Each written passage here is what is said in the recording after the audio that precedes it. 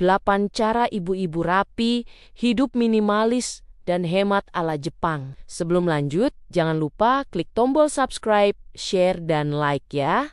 Makasih. Dan kita lanjut sekarang. Halo Bu Ibu semua.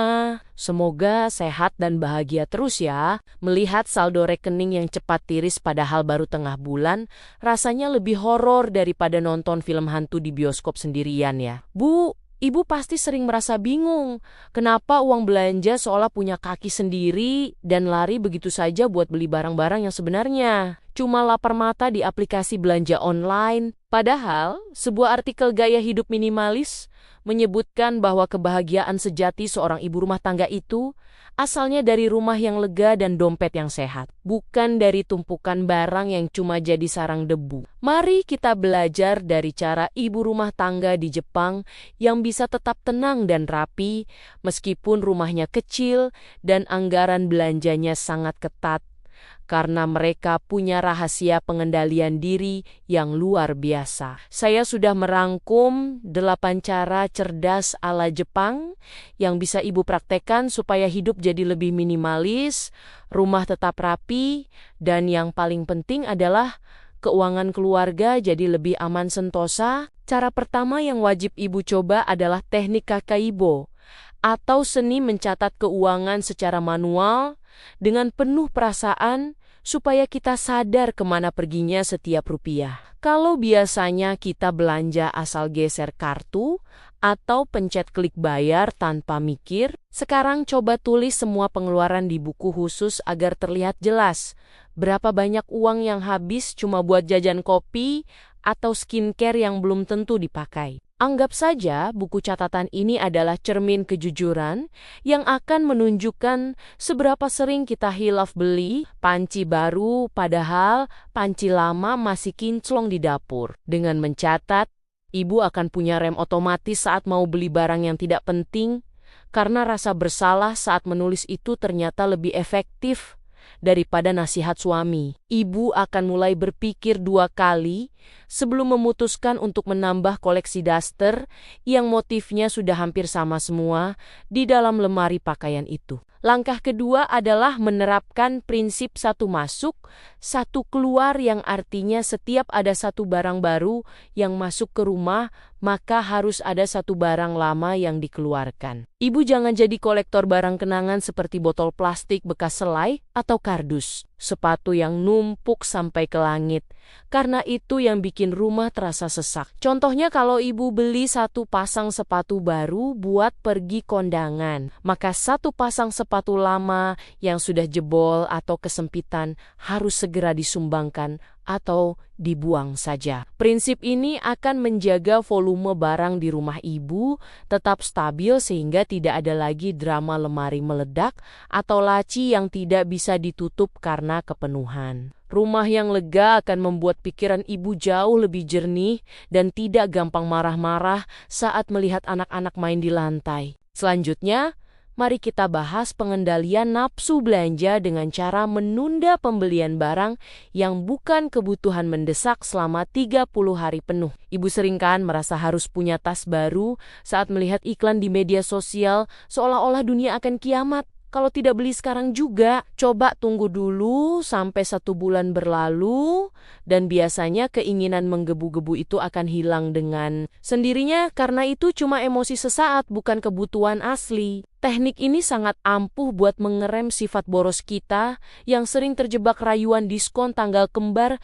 yang sebenarnya cuma taktik pemasaran saja. Uang yang tadinya mau dipakai buat beli barang tidak berguna, itu bisa Ibu alihkan ke tabungan pendidikan anak atau dana darurat yang jauh lebih bermanfaat. Cara keempat adalah merapikan rumah dengan metode kategori bukan berdasarkan lokasi ruangan supaya Ibu tahu persis berapa banyak jumlah barang yang Ibu miliki. Kumpulkan semua alat tulis atau semua alat masak dalam satu tempat agar Ibu sadar kalau ternyata Ibu punya gunting sampai 5 buah yang tersebar di seluruh penjuru rumah. Dengan mengetahui jumlah pasti barang yang ada, Ibu tidak akan lagi terjebak beli barang yang sama hanya karena lupa kalau sebenarnya sudah punya di rumah. Ini adalah langkah penghematan yang nyata karena kita berhenti membeli hal-hal yang sebenarnya sudah menumpuk di dalam laci atau gudang bawah tangga. Pengetahuan akan jumlah barang ini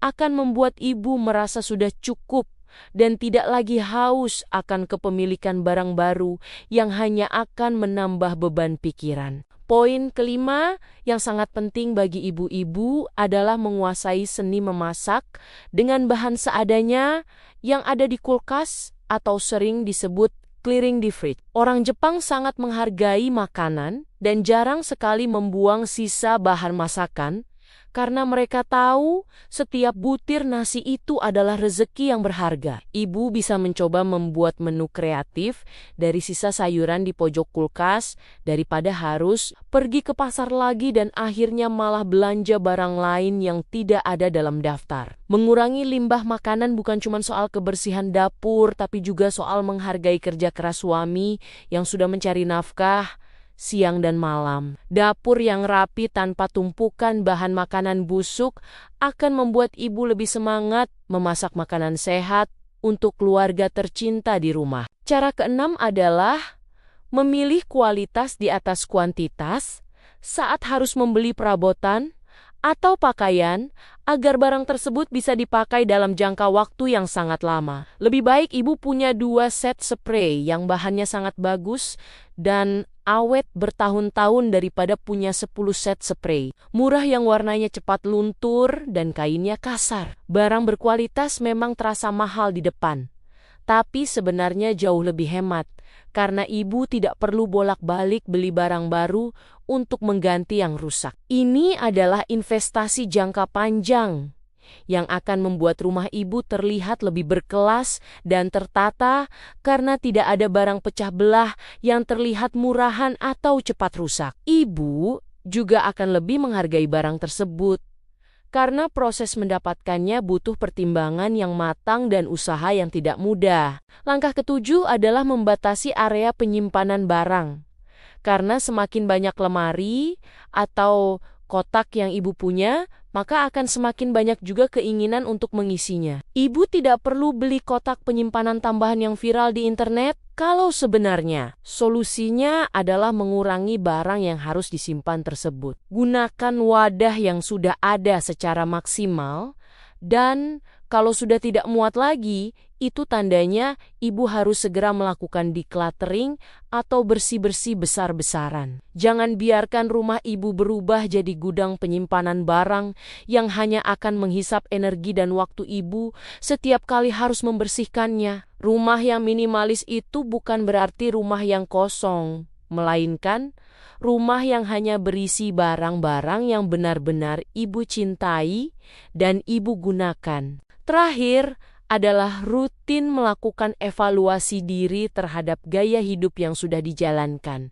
Apakah sudah benar-benar membawa kedamaian atau malah menambah beban? Minimalis ala Jepang itu intinya adalah fokus pada apa yang penting dan melepaskan apa yang hanya menjadi beban di hati maupun di kantong kita. Ibu harus mulai berani berkata tidak pada tren yang tidak sesuai dengan nilai keluarga ibu.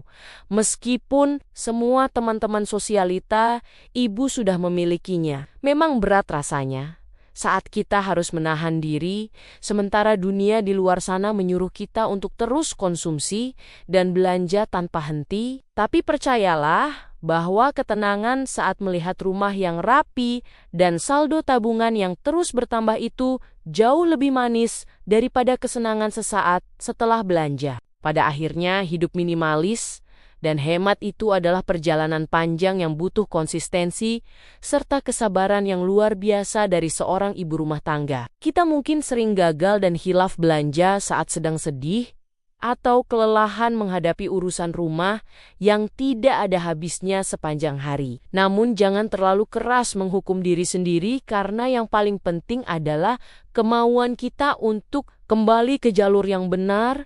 Setiap kali kita tersesat, mari kita bangun optimisme bahwa kita bisa menjadi manajer keuangan yang handal bagi keluarga kecil kita tanpa harus kehilangan gaya atau kebahagiaan. Ibu adalah jantung dari rumah tangga, sehingga jika ibu bisa hidup tenang dan teratur, maka seluruh penghuni rumah akan ikut merasakan dampak positifnya. Semoga tips ala Jepang ini bisa membuat hidup ibu jauh lebih ringan, rumah lebih rapi, dan keuangan pun jadi lebih stabil untuk masa depan yang lebih cerah.